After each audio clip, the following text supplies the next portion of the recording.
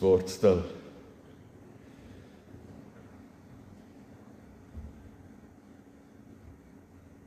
Die lof en die heerlikheid en die wysheid en die danksegging, die eer en die krag en die sterkte aan onsse God tot in alle ewigheid.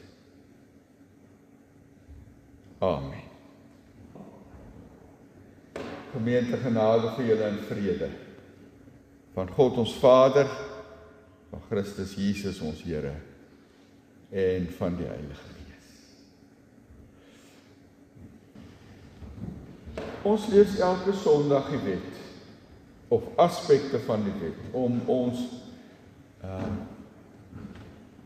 lewe net weer in te stel op hoe lyk 'n gelowige se lewe?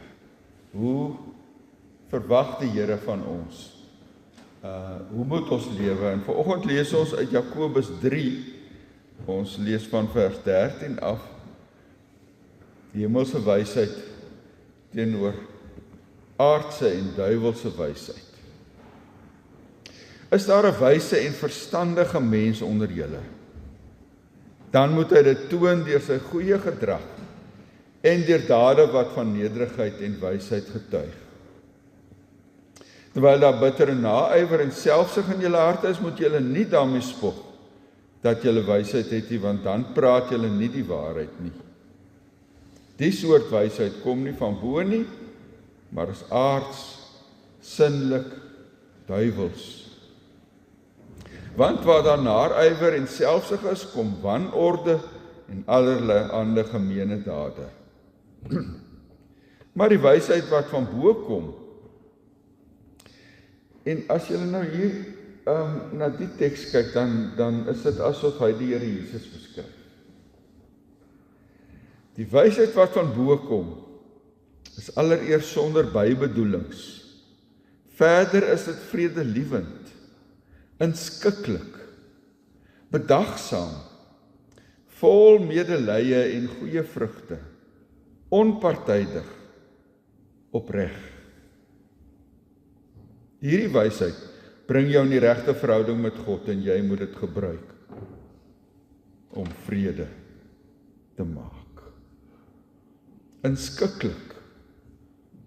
Ek lees iewers iemand sê, inskikkelik is eintlik nie 'n woord wat ons regtig mooi kan vertaal nie. Engels praat van gentle, maar iemand sê dit is soos om murf te wees, in teenstelling met hard en ongenaakbaar en mense afstoot. Inskikkelik is om sag te wees. Genaakbaar. Mense in ag te neem. Inskikkelik. Dis soos ons moet wees. Dis soos die Here Jesus was. En ons is nou navolgers mos van hom. Ons 2 Korintiërs 3 vers 18 sê, ons word elke dag verander na die beeld van die Here. Dis wat die Gees in ons doen. Dis wat die Here wil hê ons moet wees. Sonder bybedoelings, vredelievend, inskikkelik, bedagsaam, vol medelee en goeie vrugte, onpartydig en opreg. Dis wat God van ons vra. Dis wat die Gees in ons wil bewerk. Nou as jy mooi na die woorde geluister het en jouself daaraan meet, hoe vaar jy? Kom ons praat nou met die Here daaroor. In 'n stil gebed,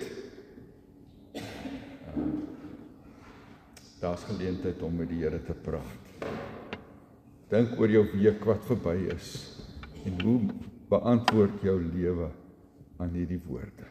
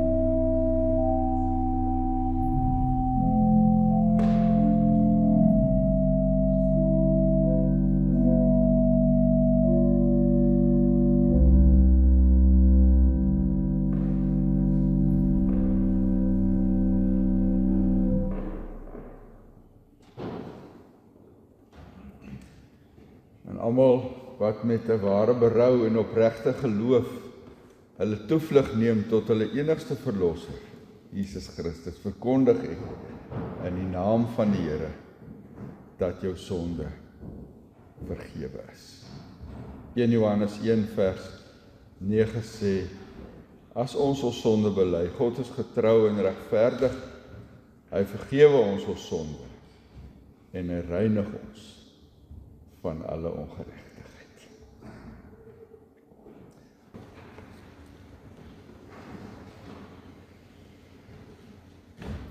Ons skriflesing is vanoggend uit Rigters 6. Dit is die verhaal van Gideon se roeping.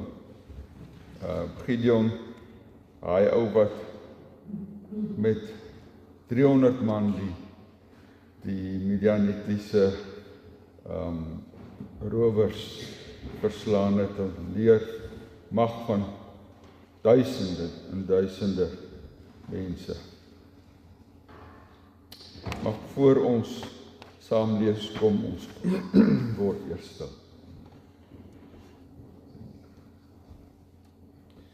Here, ons dankie dat ons vanoggend so saam kan wees in die huis. Dat ons tuis voel hier, Here, omdat ons aan U behoort, maar ook aan mekaar gebind is deur die bloed van ons Here Jesus. Dankie dat ons vanoggend opnuut kon hoor dat U bloed ons skoon was, Here Jesus.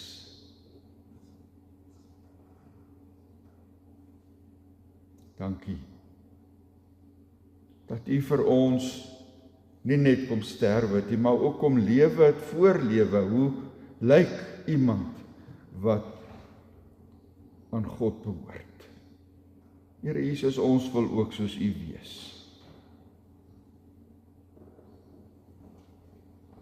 Daarom bid ons dat U deur U Gees ook ons lewens sal aanraak. Elke dag ons daagliks vernuwe en verander om soos U te lyk.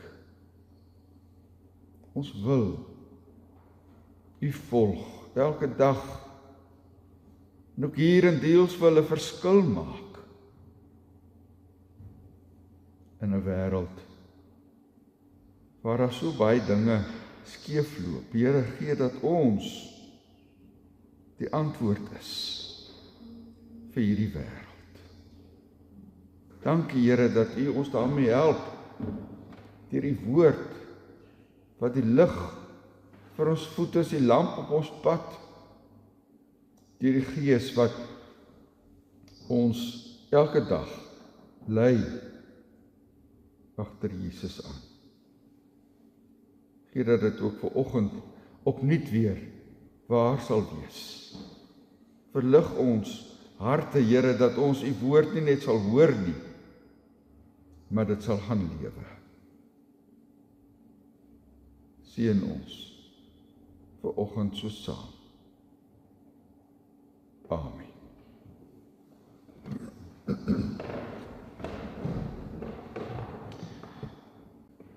Rigters 6 is 'n baie interessante stukkie van Israel se geskiedenis. Israel is nou deur Moses uit die land Kanaan, uit die land Egipte gelei, deur die woestyn 40 jaar lank het hulle daar gebly omdat hulle aan die Here ongehoorsaam was. En uiteindelik het Joshua hulle ingelei in die land en hulle die land verower. Maar Rigters begin sy verhaal om te sê, nadat Joshua en die leiers van sy tyd dood is, het die mense begin om die Here te vergeet.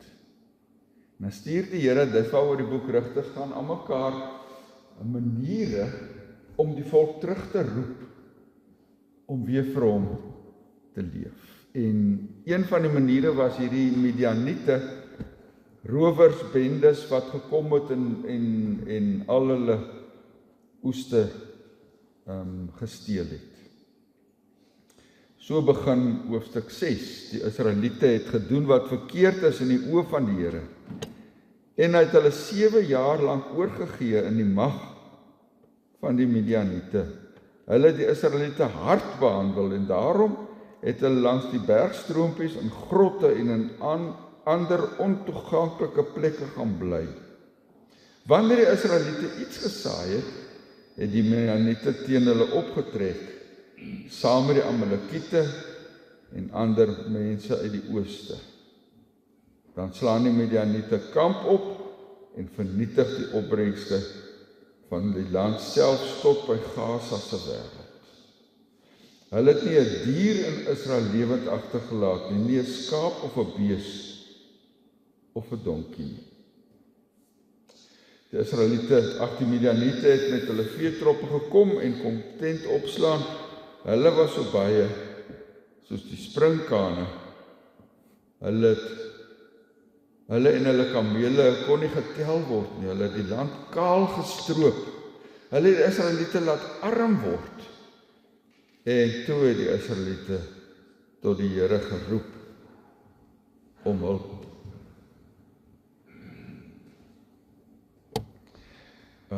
Dan lees ons by vers 11.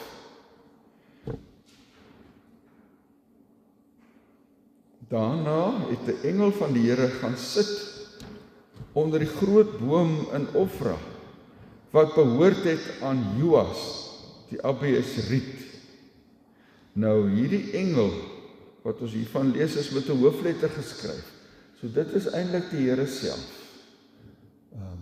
Party verklaarders sê dit is die seun van God wat hier na Joas toe gekom het. Na Gideon gekom het.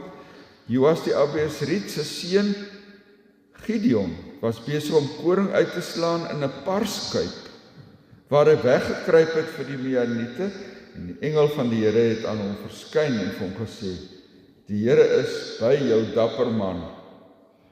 Gideon het vir die engel gesê: "Ekskuus meneer, maar as die Here by ons is, waarom kom al hierdie dinge ons oor?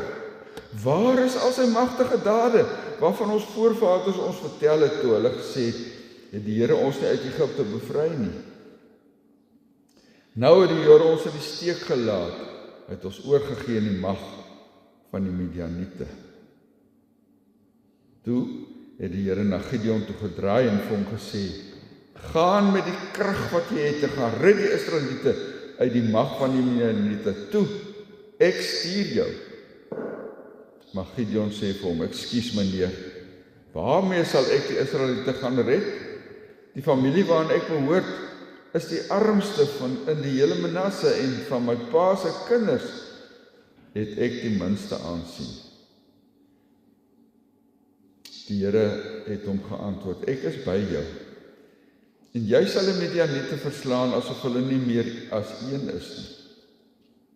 Gideon het vir hom gesê: "As u so vriendelik wil wees, doen tog vir my 'n wonder dat ek kan sien, seker wees dat dit u is, Here, wat met my praat. Moenie hiervandaan af pad gee, nie dat ek tog net gou 'n offer voor u kan kom neersit." Toe sê die Here: "Ek sal wag tot jy terug is." Gideon het toe 'n bokkie gaan gaar maak en van 16 kilogram meel het hy brood sonder suurdeeg gebak. Hy het vleis in 'n mandjie gepak en die sous in 'n pan gegooi en vir die engel van die Here gebring onder die groot boom. Toe Gideon dit na te bring, sê die engel van God vir hom: "Vat die vleis en die brood sonder suurdeeg en sit dit op hierdie rots en gooi die sous daaroor." Hy het so gemaak. En toe raak die engel van die Here met die punt van die stok in sy hand aan die vleis en die brood. Want vuur het uit die rots uit opgevlam en die vleis en die brood verteer. Daarna is hy van Gideon af weg. Gideon het besef dat dit die engel van die Here was en hy het uitgeroep: "Ag Here my God, ek het die engel van die Here van aangesig tot aangesig gesien." Toe sê die Here, wees gerus, moenie bang wees nie. Jy sal nie sterf nie. Gideon het net daar 'n altaar vir die Here gebou en dit genoem, die Here gee rus. Die altaar staan vandag nog in Ofra van die Abiesriete. Daardie nag het die Here vir Gideon gesê, vat 'n groot bul, 7 jaar oud. Die 7 jaar oud bul van jou pa, sy tweede bul, breek jou pa se altaar vir Baal af en kap die gewyde paal daar langs aan af. Bou dan 'n netjiese altaar vir die Here, jou God, bo op daardie versterkte plek. En vat die bul en die offer, en offer dit as 'n brandoffer. Jy moet die hout gebruik van die gewyde paal wat jy afgekap het. Gideon het 10 van sy slawe gevat en gedoen wat die Here hom beveel het. Hy het dit in die nag gedoen. Hy was bang vir sy pa, sy familie en vir die stad se mense om dit oordag te doen. Toe die stad se mense die volgende môre opstaan, was Baal se altaar afgebreek en die gewyde paal daar langs aan afgekap. En was die bul en brandoffer op die altaar wat gebou is. Hulle het vir mekaar gevra, wie het dit gedoen? Hulle het oral navraag gedoen en daar is gesê, dis Gideon, seun van Joas, hy het dit gedoen. Toe sê die stadse mense vir Joas, bring jou seun uit, jou huis uit, hy moet doodgemaak word, want hy het Baal se altaar afgebreek en die gewyde paal daar langs aan afgekap. Maar Joas het vir almal wat daar by hom gestaan het gesê, wil julle Baal se saak behartig? Wil julle hom red? Wie Baal se saak behartig, moet vanmôre nog doodgemaak word. As hy 'n God is, kan hy sy eie saak behartig. Dis sy altaar wat afgebreek is. Daardie dag het hulle vir Gideon genoem Jeribaal, want het hulle gesê, laat Baal self sy saak teen Gideon behartig, want dis hy wat Baal se altaar afgebreek het. In daardie tyd het die hele Midian en Amalek saam met die ander mense uit die ooste bymekaar gekom en deur die Jordaanrivier getrek. Hulle het in die Jordaanvlakte kamp opgeslaan. Die gees van die Here het vir Gideon in besit geneem en hy het die ramshoring geblaas en die Abiesriete opgeroep om hom te volg. Hy het ook boodskappers na Manasse, Asa, Sebulon en Naftali toegestuur en hulle ook opgeroep om hom te volg en hulle het almal bymekaar gekom. Gideon het vir God gesê, ek sal weet dat u deur my vir Israel wil red, soos u beloof het as ek 'n stukkie vlieswol op die dorsvloer sit. En daar kom dou op die wol terwyl die grond droog bly. En dit het toe gebeur. Toe Gideon die volgende môre opstaan, het hy die stukkie wol uitgedraai en doude uitgedruk die hele kom vol water. Toe sê hy vir God, moet tog asseblief nie vir my kwaad wees nie. Ek wil nog 'n keer iets vra. Laat my tog net nog een toets met die vlieswol doen.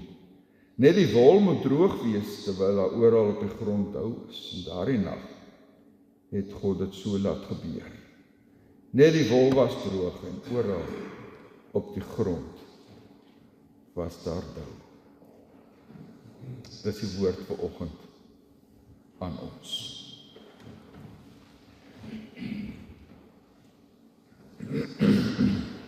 Toch of my interessant die opmerking wat Gideon maak toe die engel van die Here aan hom verskyn het daar aan die begin van die stuk wat ons gelees het. Waar is die Here se magtige dade waarvan ons voorvaders ons vertel het toe hulle gesê het die Here ons nie uit Egipte bevry nie. Vers 13. Klink dit nie bekend nie? Mense sê baie keer, waar is die Here wanneer ons hom nodig het? En ons dink baie keer mense in die Bybelse tyd het makliker gehad om te glo as ons, want hulle het al hierdie magtige dade van die Here beleef. Asof dit om elke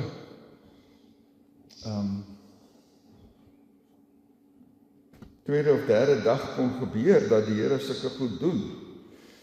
Maar hier verwyd Gideon die Here en hy sê, hy het gehoor dat die Here in die ou tyd mense gehelp het en hulle uit Egipte gevat het, maar Hy is jammer, hy sien niks daarvan in sy eie dag nie. Dit was miskien in die ou dae so, maar hy weet nie. Waar is die Here as ons hom nodig het? Dis eintlik wat Gideon die vra, waar is God? Ons het hom so bitter nodig. Maar hy is nie hier nie. Hy doen niks. Hoekom gryp hy nie in?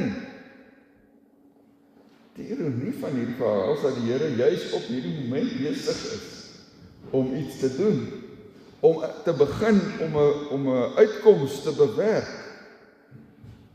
Maar Gideon sin nie raak, want hy kyk op die verkeerde plek. Hy soek die Here se hulp oral, behalwe by homself. Hy soek wonderwerke uit die hemel, terwyl hy self God se antwoord vir hulle nood is. Hy was die wonderwerk wat God gesoek, wat van God wat hy gesoek het. Hy het dit net nog nie geweet nie. Ons ken almal Gideon se verhaal, né? Die verhaal wat, dis nou in die volgende hoofstukke wat dit uitspeel, hoe hy, ons het gelees, hy het al die mense opgeroep om saam met hom te kom veg, en hulle was toe 'n klomp, en toe sê die Here, nee, maar hy kan gaan met so baie mense werk, dan gaan die mense sê Gideon het hulle verlos, so hy moet die mense wegstuur. Hy moet kyk, daar by die water, by die spruit waar hulle drink, hoe drink die mense, en die wat op hulle maag gelê het, en die water opgelek het, soos 'n dier, die moet hy uit wegstuur, en die wat gekniel het en met hulle hand die water opskep het, moet hy hou. Eers moes hy al die bang mense terugstuur. En toe nou dit, en op die ouend sit hy net met 300 man oor, ons ken daai verhaal. En dan praat ons vandag nog van 'n Gideonsbende, né, as 'n klein groepie mense 'n onmoontlike taak verrig. Dis wat Gideon en hierdie 300 man reg gekry het. Maar die verhaal van Gideon begin nie daar waar hy die magtige Midianitiese leer verslaan het. Dit begin hier in die parskyp. Interessante plek, né, wat hy kry om sy koring uit te slaan. Julle sal nou weet, as julle 'n bietjie kennis het van hoe die goed werk, om koring te wan, het jy 'n dorsvloer nodig, en dan slaan jy daai koring met 'n besem of 'n ding, sodat die koring en die kaf van mekaar kan skei, die korrels agterbly, dan het jy nou hierdie gaffel, waarmee jy die goed in die lug opgooi, en dan waai die wind die kaf weg, laat die korings weer terugval, die korrels terugval op die dorsvloer. Nou, ek het nog nooit 'n parskyp gesien nie, maar prentjies wys vir my, dit is 'n kuip, né? Waarskynlik in die grond ingegrawe, met klei uitgesmeer of wat ook al. Geen wind nie. Geen wind, hy is onder die grond. So hoe ons sien hier iets van die bedenklike situasie waarin die Israeliete was, dat 'n mens moes wegkruip om die bietjie koring wat jy geoes het te kon dors of uitwan.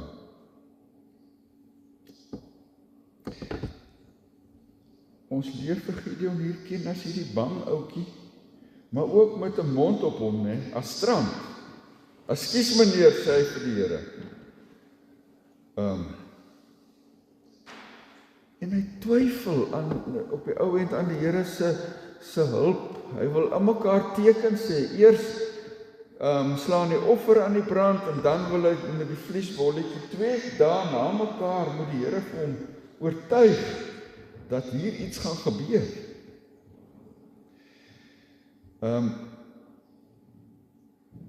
Later, as hy sy pa se Baal-altaar gaan afbreek, en doen hy dit in die nag, stilletjies, want hy's bang.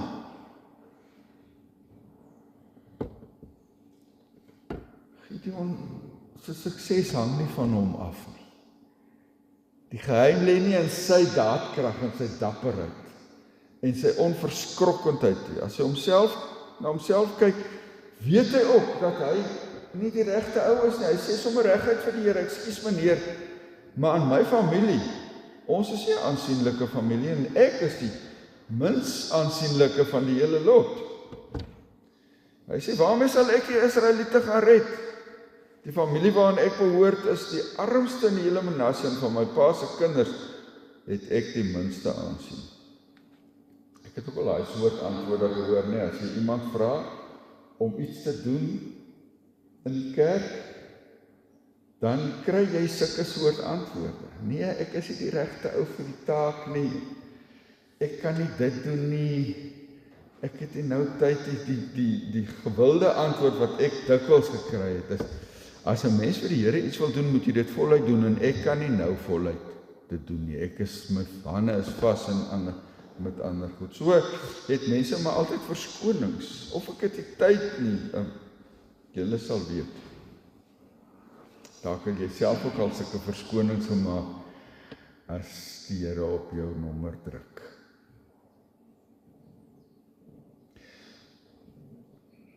Jy weet, jy is die regte een. Vra maar vir Gideon. Hy sou aan 'n klomp mense kon dink wat beter sou wees vir die taak as hy self. Selfs in sy eie familie sê hy is almal beter as hy. Hy is maar die geringste van almal. Maar in God se oë was hy die man. God soek nie noodwendig die mees bekwame mens, die een met die meeste selfvertroue, of die sterkste wil, of die dapperste hart nie. Hy soek iemand wat bereid is om gebruik te word. Want die nodige toerusting vir die taak gee hy self. Daarin, waar staan dit? Dis God wat in ons werk. Hy maak jou gewillig en bekwaam om sy wil te doen. Dis God wat dit doen. En hier in Rigters 6 sien ons hoe God Gideon se geloof versterk en om toerus vir die taak wat op hom wag.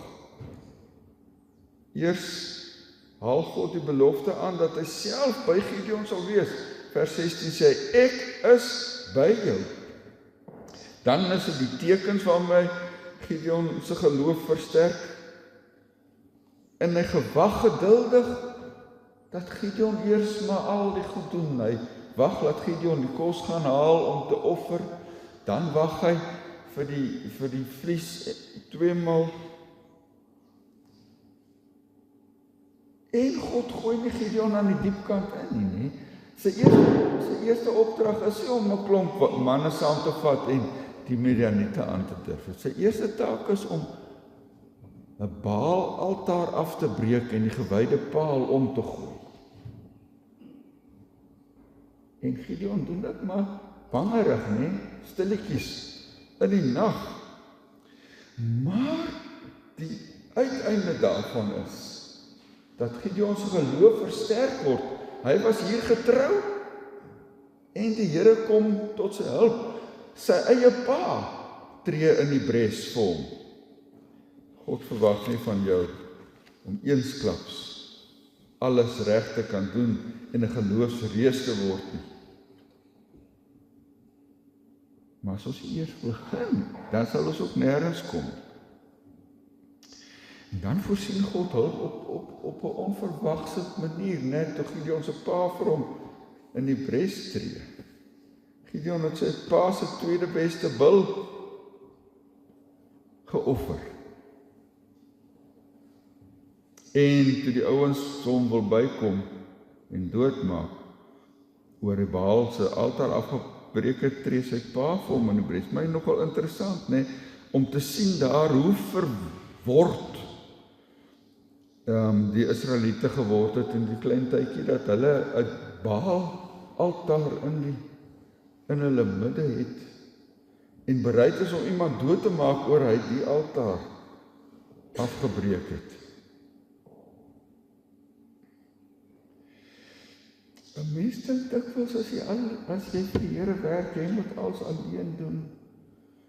En jy sien hierdie reuse taak wat op jou skouers is, en uiteindelik stuur die Here mense om jou te help, né? Kyk nou wat hier gebeur. Gideon se pa kom help vir hom. En natuurlik, die grootste toerusting as jy vir die Here werk, is God self.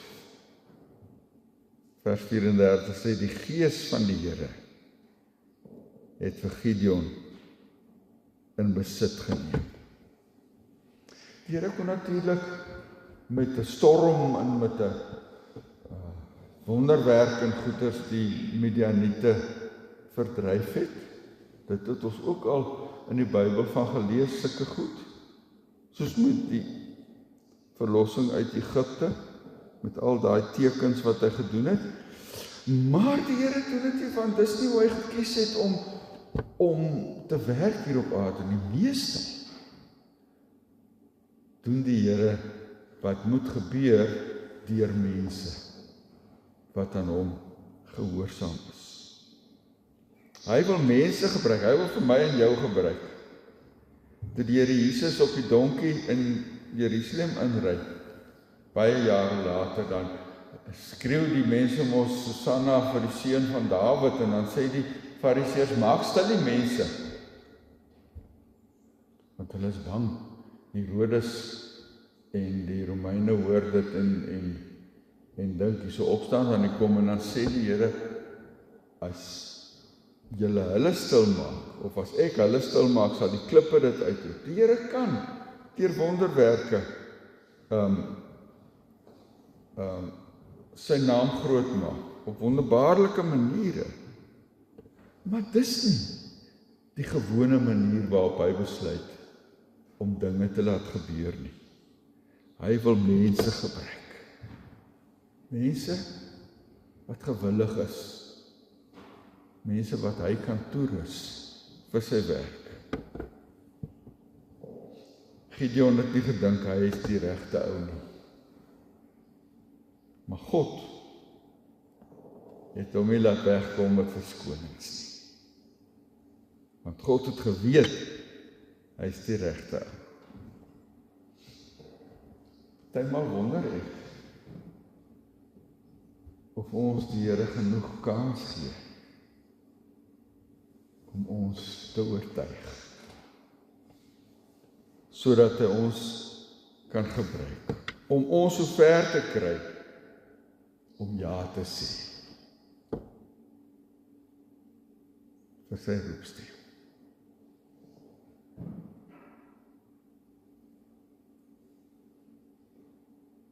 Eers as ons voor die Here stil word, gewillig word, ons oopstel dat hy ons gebruik, eers dan sal hy ons kan gebruik, soos vir Gideon. Mag dit waar wees van ons almal. Amen.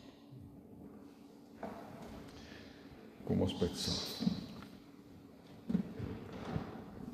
Here, ons herken 'n groot stuk van Gideon in onsself.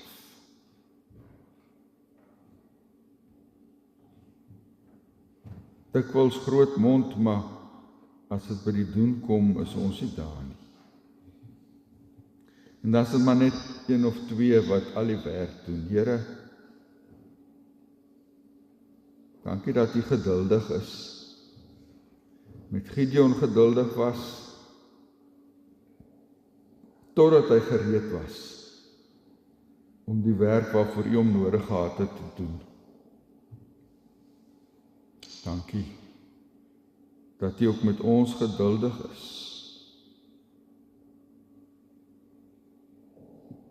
Ons wil onsself maar weer vir U kom bring vanoggend, Here, en bid, dat U ons sal gebruik.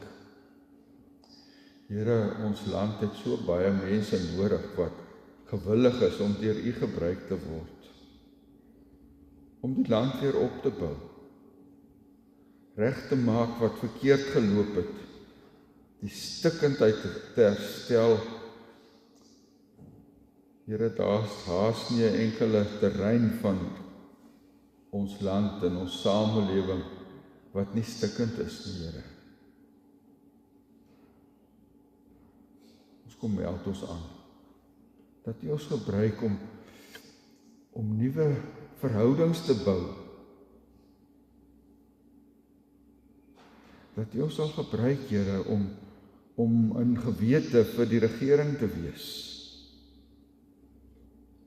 dat die land kan herstel. Here, ons wil bid so baie daar vir uitkoms, maar dat doen ons ook maar niks. Help ons, Here, geef ons wysheid oor hoe en waar ons 'n verskil kan maak in ons stikkende land. Ons bid vir die kinders wat in plekke is waar U hulle geplaas het om op 'n besondere manier leiding te kan neem en herstel te kan bring. Seën ook vir hulle. Bid vir die verkiesing wat om die draai is, dat die regte mense vir die plaaslike regeringsverkies kan word, Here, mense wat nie net aan hulle self dink en hulle self wil verryk nie, maar mense wat gekies word en 'n roeping het om ons mense te dien. Ons bid, Here, vir die voorbereiding tot die verkiesing. Ons lees al klaar van geweld in aanloop tot die verkiesing en Here, ons gee dit vir U en bid dat U sal gee dat dit 'n goeie verkiesing kan wees en 'n goeie uitkoms het, sodat ons land weer op koers kan kom. Ek bid vir Dielsville gemeente, Here, dat U ook die pad vir hulle sal wys, waar hulle nou nie 'n predikant het nie, Here, wys vir hulle die pad vorentoe, die regte pad, om ook hulle lewe voor U te kan rig. Bid vir hulle in die ouete huis wat inluister, Here, wil U ook by hulle wees en seën, dankie vir 'n plek waar hulle ook op hulle ou dag rustig kan wees. Here, ons bid vir U woord wat vandag verkondig word op duisende plekke oor die wêreld heen. Dat die woord ook mense se harte sal aanraak en nie leeg na U toe terugkeer nie. Seën ons in die week. Laat ons leef vir U, ywerige navolgers van ons Here Jesus. Ons vra dit in Jesus naam. Amen. Ontvang nou die seën van die Here en kom ons gaan leef toegerus deur hom om vir hom te werk. Die genade van ons Here Jesus Christus, die liefde van God, ons Vader en die gemeenskap van die Heilige Gees, ons voorspraak, bly by julle almal.